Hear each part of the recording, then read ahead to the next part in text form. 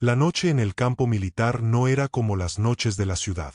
Aquí, después de las 2 de la mañana, el silencio no es paz, es una presión que te zumba en los oídos. Mi hermana, que siempre fue de carácter fuerte, de esas que no se doblan ni ante el sargento más pasado de lanza, estaba asignada a una zona de la base que todos evitábamos, la periferia que colinda con el cerro, un área donde las luces de vapor de sodio parpadean como si tuvieran miedo de lo que hay en la sombra. Ella siempre decía que el uniforme te da una armadura emocional, pero esa noche, el frío de la sierra calaba hasta los huesos de una forma distinta. No era el frío del viento, era ese frío de muerto que te eriza los vellos de la nuca antes de que veas nada.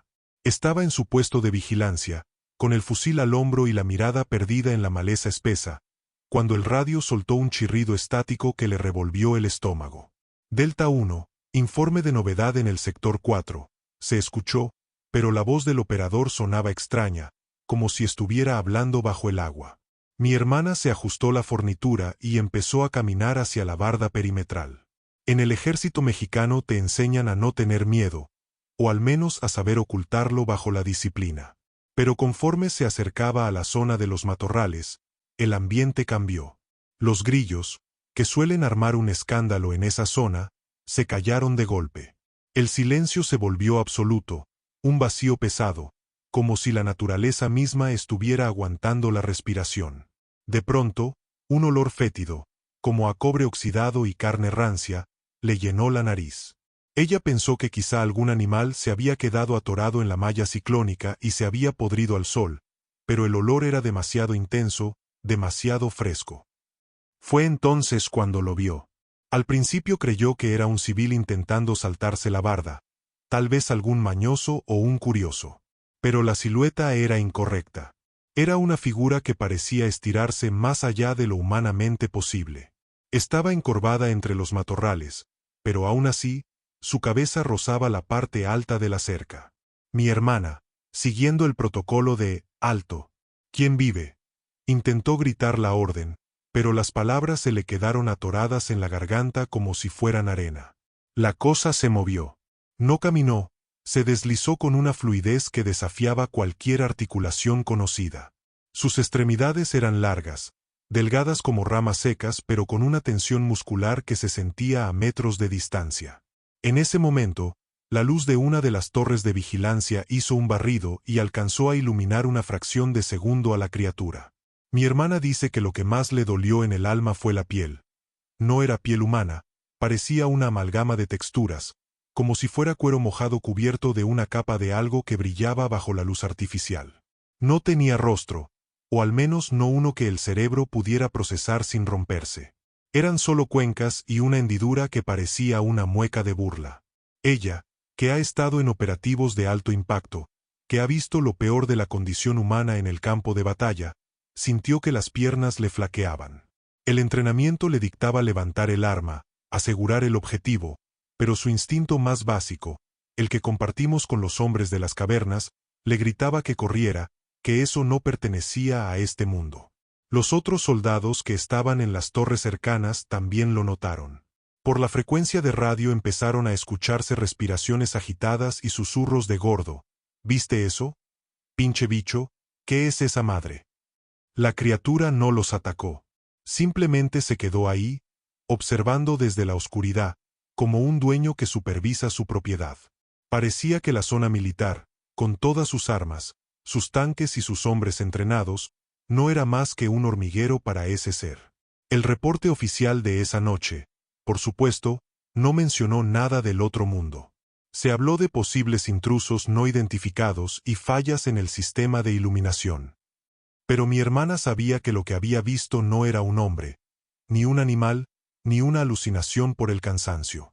Esa guardia cambió algo dentro de ella. Sus compañeros, tipos curtidos en la guerra contra el narco, bajaban la mirada cuando pasaban por ese sector. Nadie quería hablar de la cosa del cerro, pero todos sabían que la frontera entre lo real y lo fantástico se había borrado en esa base militar. Ella regresó a su dormitorio con las manos temblando, y en lugar de dormir, tomó una libreta y un lápiz. Necesitaba sacar esa imagen de su cabeza, Necesitaba plasmar esa anatomía imposible antes de que su mente intentara convencerla de que todo había sido un sueño. No sabía que esos trazos, nacidos del terror puro, terminarían algún día frente a los ojos del hombre que mejor entiende a los monstruos en este planeta. El encuentro no terminó con un simple avistamiento a lo lejos. Esa es la parte que mi hermana solo cuenta cuando ya se tomó un par de mezcales y el ambiente está lo suficientemente pesado como para que la verdad no suene a locura. Porque una cosa es ver una sombra entre los matorrales y otra muy distinta es sentir el aliento de lo imposible en la nuca. Unas semanas después del primer incidente, la orden fue clara: patrullaje a pie en la zona de las barrancas, justo donde termina el concreto de la base y empieza ese terreno de nadie que se traga la luz. Era una noche de esas cerradas, donde las nubes tapan la luna y el cielo de México se pone de un color grisáceo que parece sucio. Mi hermana iba al mando de una pequeña célula de 3 elementos. El silencio en el radio era absoluto. Solo se escuchaba el crujir de sus propias botas sobre la hojarasca seca y el choque metálico de los herrajes de sus mochilas. De pronto, el soldado que iba a la retaguardia, un muchacho de Oaxaca que tenía fama de tener ojo para lo malo, se detuvo en seco. «Cabo, ahí está otra vez», susurró con una voz que parecía un hilo de seda a punto de romperse. Mi hermana giró la cabeza, buscando con la linterna táctica, pero la luz apenas lograba perforar la negrura de los pinos. El olor a cobre volvió, pero esta vez era tan fuerte que les provocó arcadas.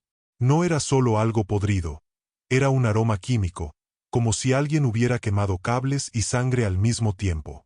Entonces ocurrió el encuentro directo. A menos de 5 metros, emergiendo de detrás de un enorme pino que parecía doblarse bajo su peso, la criatura se dejó ver por completo. No era una alucinación colectiva. Estaba ahí, sólida, ocupando un espacio físico en nuestro mundo. Medía casi 3 metros y se estiraba por completo, pero se movía encorvada, como si le pesara la existencia o como si estuviera tratando de hacerse pequeña para no asustarlos, o para cazarlos mejor. Mi hermana dice que lo que más la traumó no fue el tamaño, sino la textura de sus movimientos. La cosa se movía como si no tuviera huesos, sino una estructura de cartílago que se reconfiguraba con cada paso. Sus brazos eran ridículamente largos, con dedos terminados en puntas que no eran garras, sino extensiones de la propia piel, afiladas como navajas de obsidiana. La luz de su linterna impactó de lleno en el torso de la entidad y lo que vio la dejó helada. La piel era traslúcida en ciertas partes, permitiendo ver algo que pulsaba debajo, una especie de sistema circulatorio que brillaba con un tono violeta mortecino. El soldado más joven, preso del pánico, cortó cartucho. El clac-clac del metal resonó en la barranca como un trueno.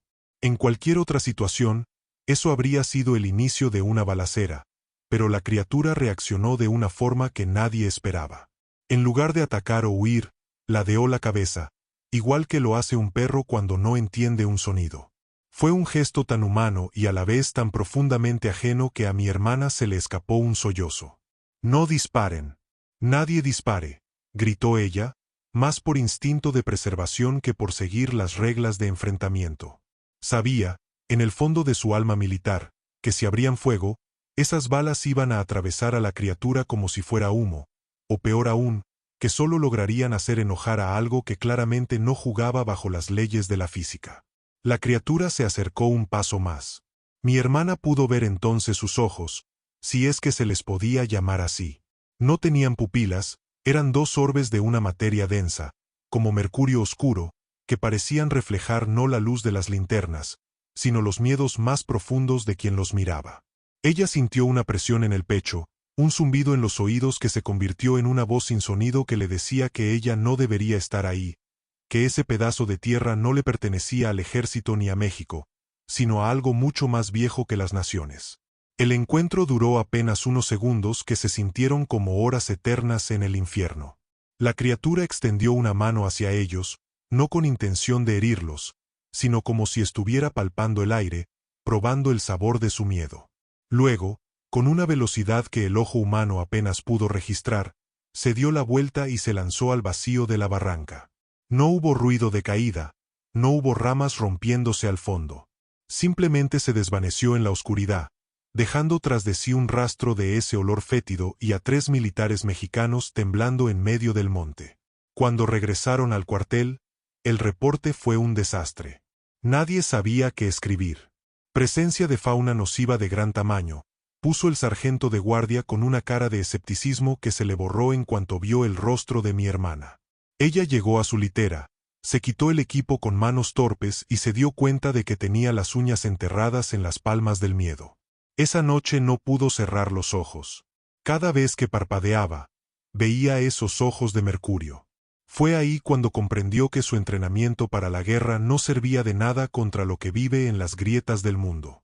El trauma no era por el peligro de muerte, sino por la ruptura de su realidad. A partir de esa noche, el dibujo se convirtió en su única ancla para no volverse loca, la única forma de probarse a sí misma que el monstruo no se había quedado viviendo dentro de su cabeza. Después de aquella noche en la barranca, mi hermana ya no fue la misma. El ejército es una institución que te enseña a procesar la violencia, pero nadie te entrena para procesar lo imposible. En los días siguientes, el insomnio se le instaló en los ojos como una sombra permanente. Cada vez que intentaba dormir, el olor a cobre oxidado le llenaba la nariz y sentía ese zumbido eléctrico recorriéndole la columna. El alto mando les ordenó silencio absoluto, no queremos pánicos innecesarios, dijeron, pero el silencio es un veneno que te carcome por dentro si no tienes cómo sacarlo. Fue entonces cuando empezó a dibujar. Mi hermana nunca fue artista, ella era de armas y estrategia, de disciplina y fuerza. Pero el trauma tiene formas extrañas de manifestarse. Compró un cuaderno de dibujo de esos sencillos, de hojas gruesas, y un set de carboncillos en la papelería del pueblo más cercano a la zona militar. Al principio eran solo rayas caóticas, manchas negras que reflejaban su desesperación. Pero poco a poco, su mano empezó a recordar con una precisión quirúrgica lo que sus ojos habían capturado bajo la luz de la linterna. Se obsesionó. En sus horas de franquicia, mientras otros soldados salían a pistear o a ver a sus familias, ella se encerraba en un rincón del comedor o en su litera a trazar. Dibujaba la textura de esa piel traslúcida, la curvatura antinatural de las extremidades, y sobre todo, esa mirada de mercurio que parecía ver a través de las dimensiones. Sus compañeros la veían con lástima o con miedo, pensaban que se le había zafado un tornillo por el estrés del servicio. Pero para ella, cada trazo era un exorcismo. Si lograba poner al monstruo en el papel, tal vez el monstruo dejaría de vivir bajo sus párpados. Pasaron los meses. Ella pidió su baja de la zona operativa y consiguió un puesto administrativo en la Ciudad de México, buscando desesperadamente la seguridad del asfalto y las luces de la capital. Llevaba su cuaderno a todos lados, como un amuleto o una advertencia. El destino, que a veces tiene un sentido del humor muy retorcido, quiso que un conocido de la familia, que trabajaba en el medio cinematográfico y de efectos especiales, viera sus bocetos durante una cena. El tipo se quedó pálido. Esto no es imaginación, esto tiene una lógica biológica que da miedo, le dijo. Ese amigo fue el puente. Le contó que habría un evento privado, una especie de conversatorio sobre narrativa de terror y diseño de criaturas donde estaría presente el mismísimo Guillermo del Toro. Mi hermana, que en su vida había seguido el cine más allá de las películas de acción, no entendía la magnitud de la figura, pero su amigo insistió, si alguien en este mundo puede decirte que no estás loca, es él. El día del evento, ella se sentía fuera de lugar.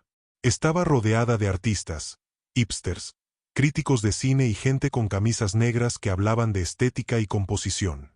Ella, con su porte militar, la espalda recta y el cuaderno apretado contra el pecho como si fuera un fusil, parecía una infiltrada.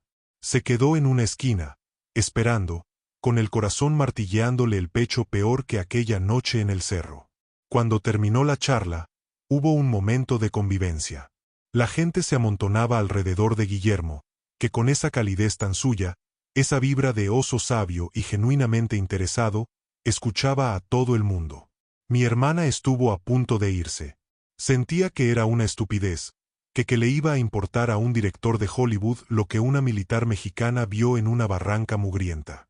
Pero justo cuando iba hacia la salida, el amigo la tomó del brazo y la empujó hacia el círculo. Maestro, perdón la interrupción, Pero tiene que ver esto, dijo el amigo, señalando el cuaderno. Guillermo S. Giro. Sus ojos, amables pero cargados de una curiosidad infinita, se fijaron en mi hermana. Notó de inmediato su postura, su mirada alerta.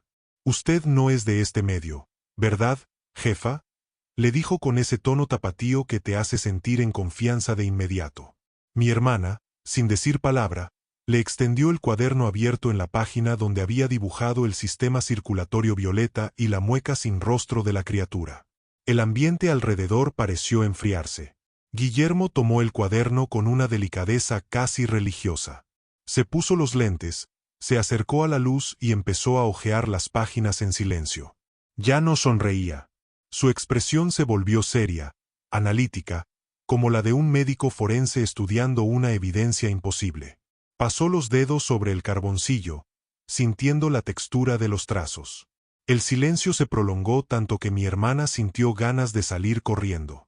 Los que estaban alrededor empezaron a murmurar, tratando de asomarse para ver qué era lo que había detenido en seco al genio del terror. Finalmente, Guillermo levantó la vista. No la miró como a una fan, ni como a una desconocida. La miró con una solidaridad profunda, una mirada de reconocimiento que solo comparten los que han visto lo que hay detrás del velo. Suspiró pesado y cerró el cuaderno con un golpe seco. Hija, le dijo en voz baja, casi en un susurro para que solo ella escuchara, ¿dónde carajos viste esto? En ese momento, mi hermana sintió que el peso que llevaba cargando en los hombros desde la noche en la base militar se desmoronaba. Por primera vez en mucho tiempo, respiró hondo. La validación no venía de un psiquiatra ni de un superior militar. Venía del hombre que ha dedicado su vida a darle nombre a las sombras. El murmullo de la sala desapareció. Para mi hermana, el mundo se redujo a ese pequeño espacio entre ella y el director tapatío. Guillermo del Toro no soltó el cuaderno. Lo sostenía con una mezcla de respeto y una curiosidad casi científica. Se le veía procesando la información, conectando puntos en un mapa mental que solo él posee. La miró de nuevo, deteniéndose en las cicatrices invisibles que el trauma deja en la expresión de un soldado.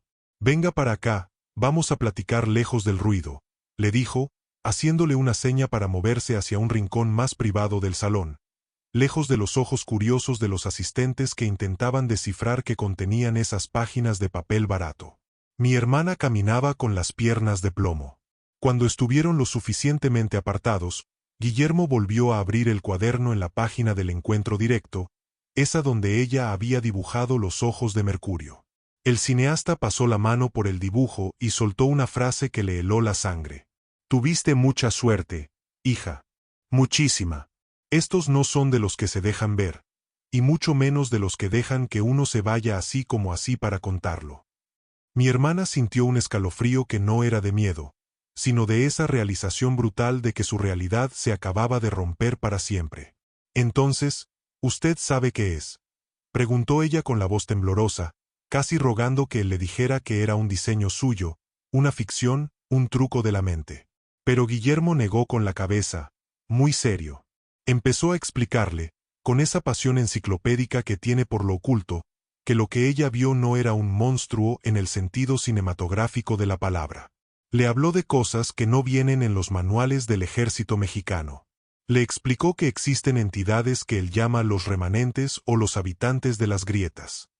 Le dijo que en ciertos puntos geográficos de México, especialmente en zonas donde la tierra ha sido testigo de mucha violencia o donde el silencio es muy antiguo, las barreras entre lo que percibimos y lo que realmente existe se vuelven delgadas como un papel de fumar. Lo que tuviste, continuó Guillermo, señalando la estructura ósea imposible en el dibujo, es una entidad de transición. No es un espíritu, porque tiene masa, tiene biología, tú misma viste su sangre o su linfa brillando. Pero tampoco es un animal de nuestra evolución. Es algo que pertenece a una jerarquía que estaba aquí mucho antes de que nosotros pusiéramos nombre a los cerros.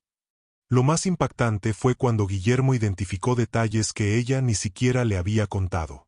Le preguntó si el aire se sentía pesado y eléctrico antes de que apareciera, y si el olor era como a metal viejo. Ella asintió, con los ojos bien abiertos. El director le explicó que esa criatura es un tipo de centinela. Le dijo que su presencia en zonas militares no era casualidad, que a estas entidades les atrae la energía de la disciplina, el miedo contenido y el acero. No te quería hacer daño, le dijo Guillermo, tratando de darle un consuelo extraño. Te estaba estudiando.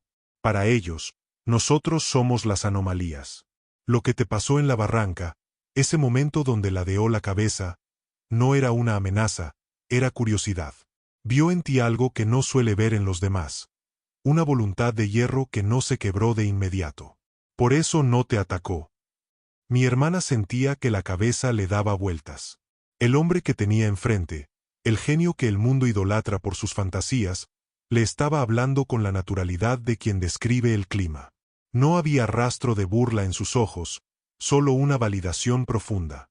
Guillermo le confesó que él mismo había pasado años recolectando testimonios similares de otros militares y gente de campo en México, historias que nunca llegan a las noticias porque nadie les creería, pero que forman un ecosistema invisible bajo nuestra superficie. Mira, jefa, le dijo Guillermo con un tono más suave. La gente cree que yo invento estas cosas en mi cabeza, pero la verdad es que yo solo soy un traductor. El mundo es mucho más raro y mucho más terrible de lo que nos dejan creer en la escuela. Lo que tú tienes en este cuaderno no es un dibujo, es un documento. Es la prueba de que estuviste del otro lado y regresaste. Le explicó que el sistema circulatorio violeta que ella dibujó coincidía con descripciones de antiguos códices y relatos orales del México profundo que hablan de los que brillan en la oscuridad de la tierra. No eran dioses, ni demonios, eran simplemente otros dueños del lugar. Al terminar de hablar, Guillermo le devolvió el cuaderno. Mi hermana sintió que, por primera vez en meses, sus manos no temblaban al tocarlo. La revelación no le quitó el miedo a lo desconocido nunca se quita, pero le quitó la vergüenza. Ya no era la militar loca que veía cosas en el cerro, era alguien que había sido testigo de una verdad antigua, validada por el hombre que mejor conocía el lenguaje de las sombras.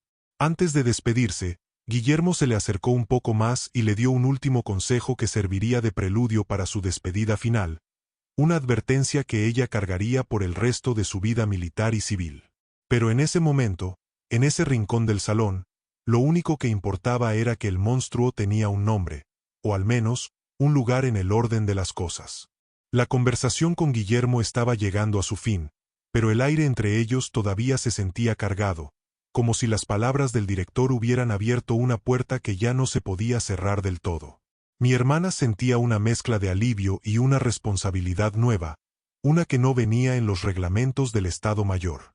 Guillermo, con esa mirada que parece que siempre está viendo un poco más allá de lo evidente, puso su mano pesada y cálida sobre el hombro de mi hermana. Escúchame bien, hija, le dijo, bajando el tono de voz para que nadie más en la sala pudiera captar el secreto. Ya sabes que no estás loca. Eso es un regalo, pero también es una carga. Una vez que el ojo se acostumbra a ver la penumbra también se acostumbra a que la miren. Mi hermana se quedó muda. Como militar, ella entendía lo que era la vigilancia, pero nunca lo había pensado desde el otro lado.